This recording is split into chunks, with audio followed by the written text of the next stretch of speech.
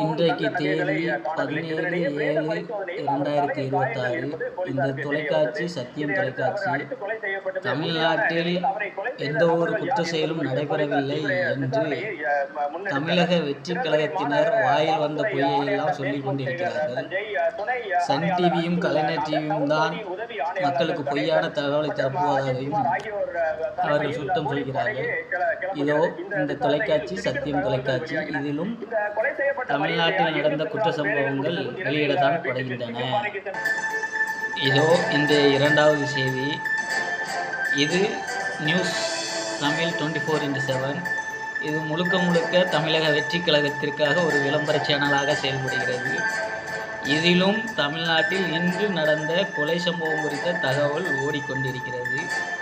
தமிழக வெற்றி கழகத்தினரே நன்றாக உற்று கவனிக்கவும். இது உங்களுடைய ஆதரவு செய்தி நிறுவனம், நன்றாக பாருங்கள்.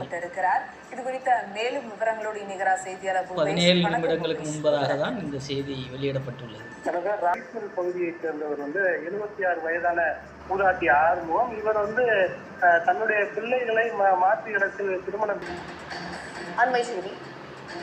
இதோ தமிழக வெற்றி கழக நிர்வாகிகளுக்காக ஒரு வாழ்த்து செய்தியும் இதோடு இணைத்துள்ளேன். வாழ்த்துக்கள். கூடுவாஞ்சேரி பகுதியில் மின் இணைப்பு தரக்கூடாது என்று தடுத்த தாவேக்கு நிர்வாகிகளை அங்கிருக்கக்கூடிய மக்கள் விரட்டி அடித்திருக்கிறார்கள். அந்த காட்சிகளை